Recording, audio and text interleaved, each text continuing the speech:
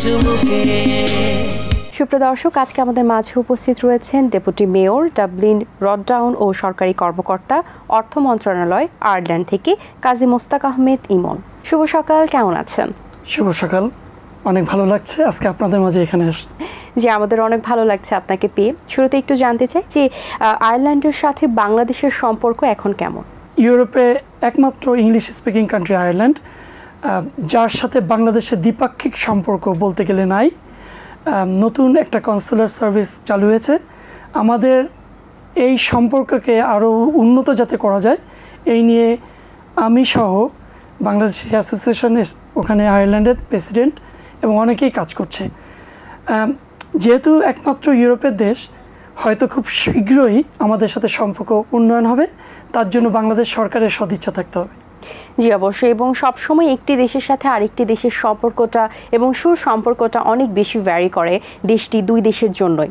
So বাংলাদেশের সাথে আয়ারল্যান্ডের সুসম্পর্ক ভালো করার জন্য, রিলেশনশিপ বিল্ড আপের জন্য কি কি করা যেতে পারে?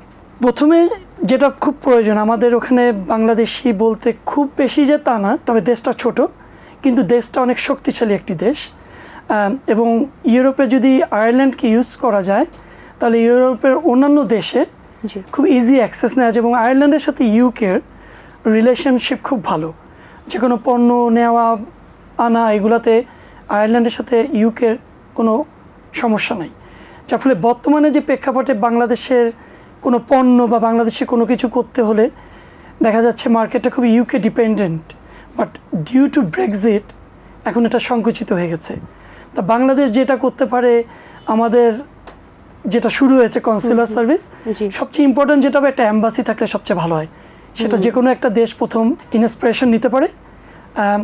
আমি আইরিশ গভর্নমেন্টকে অনেকবারই এ ব্যাপারে বলেছি বাংলাদেশে একটা অ্যাম্বাসি করার জন্য। তারা এই ব্যাপারে বাংলাদেশের কাছ থেকে একটা ফিডব্যাক চায়, সবসময় বলেছে। আমি ইউরোপিয়ান পার্লামেন্টে বাংলাদেশের ট্রেড রিলেশন যাতে বাড়ানো যায়, আমি যে পার্টি করি ফিনেগেল, সেই ইউরোপিয়ান পার্লামেন্টের একজন এমইপি, তাকে আজ থেকে প্রায় 5 বছর আগে বলেছিলাম, ফিল হোগান ওনার নাম, উনি ট্রেড কমিশনার ছিলেন। উনিও একই কথা বলেছেন, এই ব্যাপারে বাংলাদেশকে এগিয়ে আসতে হবে আগে। বাহ, আমরা অবশ্যই এগিয়ে যাওয়ার দ্বারপ্রান্তেই আছি।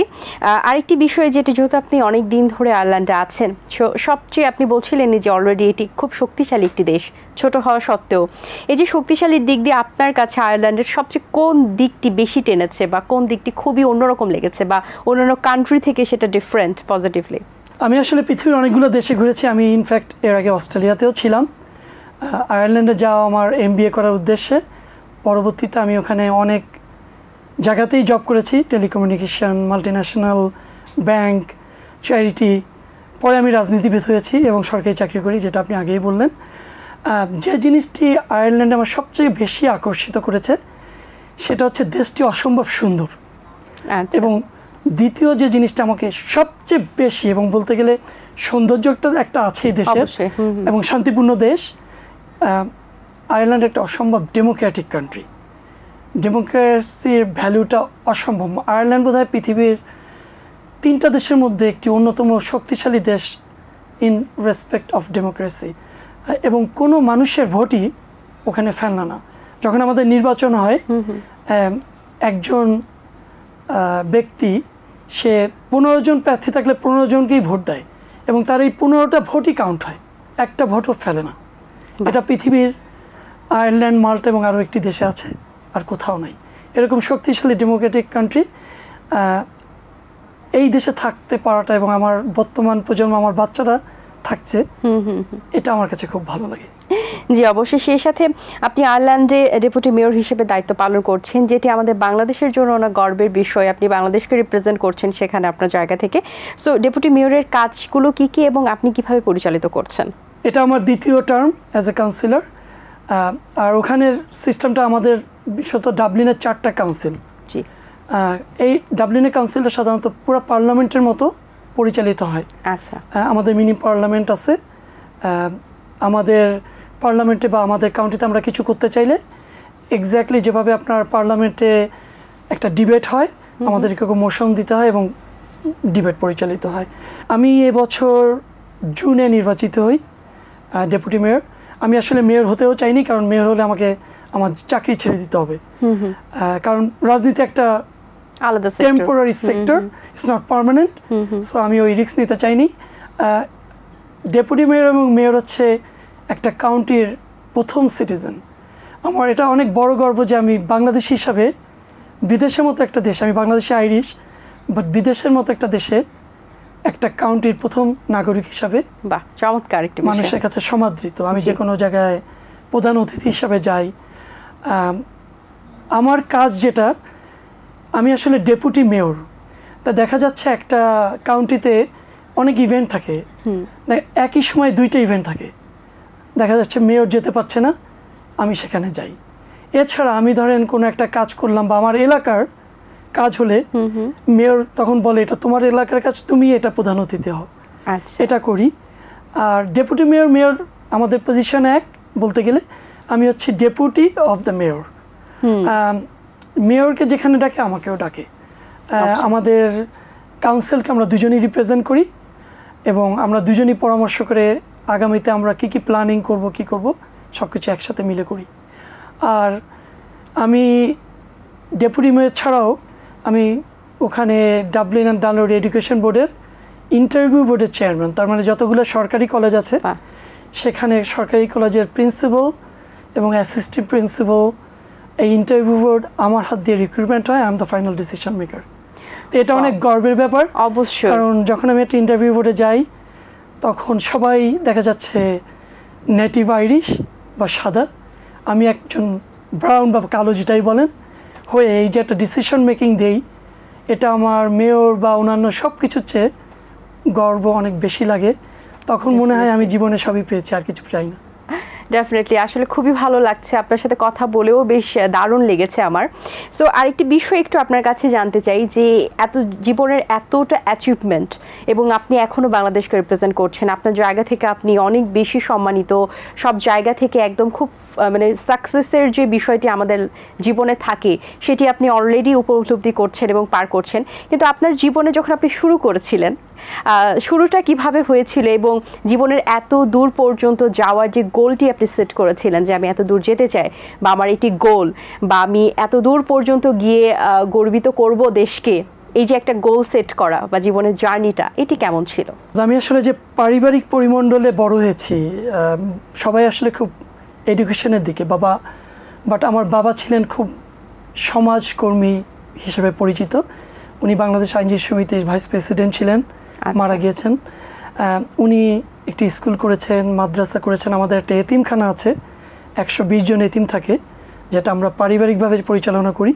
ছোটোবেলা থেকে এই কাজগুলো দেখতাম এবং আমি খুব অনুপ্রাণিত হতাম।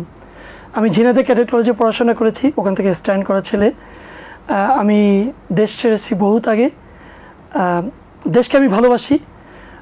হয়তো একটা সময় আমি দেশের অনেক কিছু পছন্দ করতাম না, সিস্টেম যেটাকে বলে। আমি এই পরিবর্তন চাইতাম যে দেশটা ভালো হোক, দেশে ভালো কিছু হোক। তখন আমি চিন্তা করলাম আমার কখনোই ইচ্ছা ছিল না বাইরে সারা জীবন থাকবো। আমি অস্ট্রেলিয়া যাই আগে, অস্ট্রেলিয়া থেকে আমি এসেছিলাম, কিন্তু আমি থাকতে পারিনি বলে আমি আয়ারল্যান্ডে MBA করতে যাই। তখন আমি চিন্তা করি, আমি যেহেতু ক্যাডেট কলেজে পড়াশোনা করেছি, আমাদের ভিতরে একটা অ্যাম্বিশন কাজ করে যে যাই করি না কেন, we have to do our best. তো বিদেশে যখন যাই, বিদেশে চাকরি করে সবাই, আমি হয়তো চাকরি করলে একটা কোম্পানির বড় কিছু হতে পারতাম, কিন্তু কোম্পানিতে চাকরি করি বা যেখানে যাই করি না কেন, একটা সময় নাম মুছে যাবে। রাজনীতি বা মানুষের জন্য কিছু করে যাওয়া, এই নামগুলো কোনোদিন মুছবে না। তা এই প্রেক্ষাপটটা যখন চিন্তা করেছি, তখন আমি আমার নিজেকে চেষ্টা করেছি। আমি কিন্তু রাজনীতিতে ঢুকেছি যখন আমি আইরিশ পাসপোর্ট পাই 2012-তে। আচ্ছা, তখন আমি আমার যে পার্টি থেকে নির্বাচিত ওই পার্টিতে জয়েন করি। আমি আসলে কাউন্সিলরটা হতে চাইনি, আমি খুব চেয়েছিলাম একবারে বড় কিছু নির্বাচন করতে, কিন্তু সবাই চায় ছোট থেকে শুরু করতে। আর এই যে রাজনীতি করব, এটার জন্য আমি প্রিপারেশন নিয়েছি অনেক আগে। আমি আয়ারল্যান্ডে 5টা ইউনিভার্সিটির অ্যালামনাই। আমি পড়াশোনা করেছি মোটামুটি সব সেক্টরে।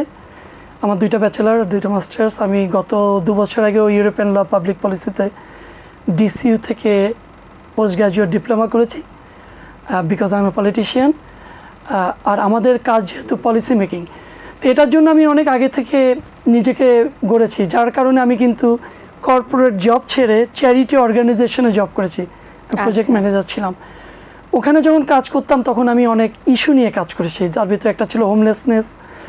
আর আয়ারল্যান্ড ইউরোপের একটি দেশ হলে ওখানে অনেক মানুষ হাউজিং ক্রাইসিসে ভুগছে, আচ্ছা, যেটা গত 5 বছরেও মানুষ বা আমাদের রাজনীতিবিদরা সর্ট আউট করতে পারেনি। এটা একটা বড় ক্রাইসিস, কারণ দেশ ছোট আর আয়ারল্যান্ডের হচ্ছে ইউরোপের মধ্যে একটা খুব ধনী দেশ, যার ফলে ওখানে ইমিগ্রেন্ট বা অন্য দেশের মানুষ খুব বেশি, আর সেই অনুপাতে ইনফ্রাস্ট্রাকচারটা ওভাবে রেডি না, যেটা একটা বিরাট চ্যালেঞ্জ আমাদের সরকারের জন্য। হয়তো খুব শীঘ্রই এগুলো সমাধান হবে।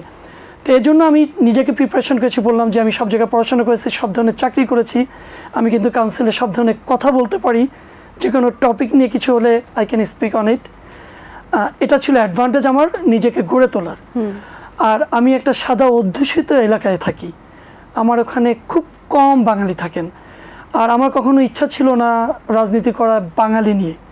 আমার সবসময় ইচ্ছা ছিল আমি বিদেশি রাজনীতি করি, বিদেশিদের নিয়েই করব, ফরেনার, নেটিভ আইরিশ। আচ্ছা, যার ফলে আমি প্রথমবার যখন নির্বাচিত হয়েছিলাম যত ভোট পেয়েছি সবই আইরিশ, সব মিলিয়ে হয়তো বা 50টি ভোট পেয়েছিলাম ভিনদেশি, বাঙালি, ইন্ডিয়ান বা অন্য দেশি মানুষ। কারণ যারা লোকাল ইলেকশন করে তাদেরকে যে কেউ ভোট দিতে পারে, আইরিশ সিটিজেন হতে হয় না। এমপি ইলেকশন করলে তাদেরকে আইরিশ সিটিজেন হতে হয়। তা আমি এই জন্য নিজেকে অনেক আগে থেকে প্রিপারেশন করেছিলাম। তা আমি যখন আমাকে পার্টি থেকে 2014-তে বলা হয়েছিল, তখন আমার বাচ্চারা ছোট ছিল, আমি ডিনাই করেছিলাম। 10 বছর আগে আপনি এই অফারটি পেয়েছেন? হ্যাঁ, আমি তার আগে অনেক আগে পেয়েছি। আচ্ছা, আরেকটা জিনিস অ্যাড করি, এই কাউন্সিলর বা এমপি এর চেয়ে একটা পাওয়ারফুল পজিশন আছে, যেটা পার্টির পজিশন, এক্সিকিউটিভ মেম্বার। আমি 7 জনের একজন এক্সিকিউটিভ মেম্বার ছিলাম আমার পার্টির। এটা হচ্ছে ডাবলিন রাটডাউন কনস্টিটিউয়েন্সিতে। বাকি সবাই আইরিশ, সবাই highly qualified. I am so blessed আসলে। তো এই 7 জনই আসলে সিলেক্ট করতো কারা এমপি ইলেকশনে টিকিট পাবে, কারা লোকাল ইলেকশনে ইলেকশন করবে। আমরা প্রথমে নামগুলা সিলেক্ট করতাম, পরে আবার কনভেনশনে ওদেরকে ভোটের মাধ্যমে নির্বাচিত হতো। বাট যে ইনিশিয়াল নামগুলা এই 7 জন মিলে আমরা ঠিক করতাম।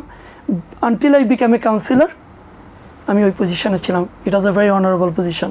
তা আমি ওরকমভাবে নিজেকে প্রিপারেশন করে নেমেছি। যখন আমি দেখলাম যে আমি আইরিশদের দ্বারা ভোট পাবো, তখনই আমি আমার নামটা দিয়েছি। বা পরিচালনা কাজগুলো খুবই গোছানো এবং স্টেপ বাই স্টেপ হওয়া। আরেকটি বিষয় যে সারা বাংলা 88 কিভাবে হলো এবং কেন করেছিলেন? আগে আমি একটু বলি, আমি আয়ারল্যান্ডে যখন কাউন্সিলর হই, আমি আমার কাউন্সিলে অনেক কাজ করেছি। আমাদের কাউন্সিল কিন্তু ইউরোপিয়ান পার্লামেন্ট দিয়ে পরিচালিত হয়, আমরা কিন্তু স্বায়ত্তশাসিত, আমাদের সাথে ন্যাশনাল গভর্নমেন্টের সাথে সংস্থাপন, আমাদের নির্বাচনও কিন্তু ইউরোপিয়ান পার্লামেন্ট হয়। তা কাউন্সিলরদের কিন্তু 4টি মেইন পাওয়ার হচ্ছে বাজেট, প্রপার্টি ট্যাক্স, বাইলজ এবং county development plan. County development plan 6 বছর পর পর হয়, এবং এটা কাউন্সিলররা সিলেক্ট করে কি কি পরিবর্তন করতে হবে। আলহামদুলিল্লাহ আমি একমাত্র কাউন্সিলর যার 4টা মোশন পাস হয়েছিল। আমি আমার কাউন্টিতে প্রতি 1 কিলোমিটারে প্লেগ্রাউন্ড করতে হবে, এটা করেছি। যত অ্যাপার্টমেন্ট বিল্ডিং আছে তার রুফে কোনো অ্যাক্সেস নাই, আমি রুফটপ গার্ডেন করার ব্যবস্থা করেছি। গোয়িং ফরওয়ার্ড এনি বিল্ডিং কাউন্সিলকে রুফটপ গার্ডেন করতে হবে। প্রতিটি অ্যাপার্টমেন্ট বিল্ডিংয়ের কোনো বেডরুম স্ট্রিট ফেসিং হতে পারবে না, এবং প্রত্যেক কমিউনিটি সেন্টারে ইয়ুথ সেন্টার রাখতে বলেছি। এই 4টা আমার মোশন পাস হয়েছে। তার সাথে সাথে আমি বাংলাদেশের প্রথম শহীদ মিনার করতে যাচ্ছি আয়ারল্যান্ডে। এটা গত কাউন্সিল টার্মে পাস হয়েছে, আমাদের মেমোরিয়াল কমিটি এবং কাউন্সিল দ্বারা পাস হয়েছে। এখন এটা প্ল্যানিং অ্যান্ড ফান্ডিং ফেজে আছে। আশা করি আমার এই কাউন্সিল টার্মেই এটা হবে। আমি দেশ ছেড়েছি বহুত বছর আগে, কিন্তু দেশের প্রতি যে একটা ভালোবাসা এটা ছাড়তে পারিনি। আর সবসময় মানবিক কাজের প্রতি একটা আকর্ষণ ছিল। রাজনীতি কিন্তু মানবিক কাজেরই অংশ। Politics is made to do good things to people. খুব ভালো একটা মাধ্যম এটা আসলে সবার কাছ পর্যন্ত পৌঁছানো এবং সমাজ সেবার যে বিষয়টি, মানুষের সহযোগিতা করা, এটা একটা বড় মিডিয়া হিসেবে কাজ করে। কিন্তু আমার এই রাজনীতির সাথে কিন্তু সারা বাংলা অস্ট্রেজ ফাউন্ডেশনের কোনো সম্পর্ক নাই। এটা সম্পূর্ণ একটি স্বেচ্ছাসেবী সামাজিক সংগঠন। আমাদের এখানে আমরা ফাউন্ডেশনটা করেছি 2021 সালের 1 সেপ্টেম্বর। আর যখন করোনাতে পুরো পৃথিবী থমকে গেছে, আমাদের কাউন্সিলের কাজও থমকে গেছে, কিছুই করার ছিল না। আর আমি যেহেতু বিদেশ ভুয়ে ছিলাম, ওখান থেকে দেশের জন্য করার কোনো সুযোগও ছিল না। আমি তখন চিন্তা করলাম কিভাবে করা যায়। তা আমি কিন্তু ছোটবেলা থেকে খুব বন্ধুবান্ধব একটা ছেলে, যদিও ক্যাডেট কলেজে পড়েছি কিন্তু আমার লোকালি অনেক বন্ধু আছে।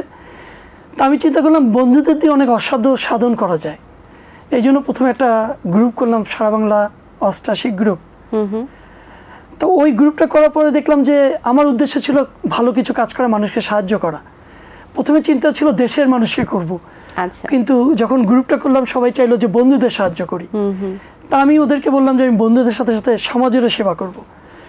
তো এটা যখন অনেক বড় গ্রুপ হলো, আমাদের প্রায় 18,000 মেম্বার। যখন এটা 14,000 মেম্বার ছিল তখন আমরা ফাউন্ডেশন করার চেষ্টা করি, এবং আলহামদুলিল্লাহ 2021 সালে আমরা ফাউন্ডেশন করি। আমি খুব সংক্ষেপে বলি যে আমরা এই সারা বাংলা অষ্টাশি ফাউন্ডেশনের মাধ্যমে 15টি শিক্ষাবৃত্তি দিয়েছি, বাংলাদেশে অনেক বন্ধুর স্বাস্থ্য সংক্রান্ত সেবা করেছি, এবং অনেক সামাজিক কাজ করেছি। আমরা অনেক মানুষকে রিক্সা দিয়েছি, ব্যাটারি চালিত। ইভেন আপনাদের এটিএন বাংলাতে সেটা একবার প্রচারও হয়েছে নিউজে, এবং অনেক ধরনের কাজ করেছি আমরা। জি, অসংখ্য ধন্যবাদ আপনাকে। অনেক ভালো কিছু কাজ করার কথা শুনলাম, আমরা জানলাম ভবিষ্যতে আরও সুন্দর সুন্দর কাজ আপনি করে যাবেন, এটাই আশাবাদী আমরা। অনেক শুভকামনা রইল আপনার জন্য, ভালো থাকবেন সব। আপনাদের জন্য শুভকামনা রইল। অসংখ্য ধন্যবাদ আপনাদেরকে এবং এটিএন বাংলাতে যারা দেখছেন সবাইকে ধন্যবাদ। দর্শক, আশা করছি আজকের এই আয়োজন আপনাদের ভালো লেগেছে। আজ এই পর্যন্তই। আপনাদের সঙ্গে দেখা হবে আগামী পর্বে নতুন কারো সঙ্গে। সেই পর্যন্ত ভালো থাকুন, সুস্থ থাকুন। আল্লাহ হাফিজ। দিন আসে দিন যায়, সময়টা চলে যায়, তবু আছি এই বেশ ভালো।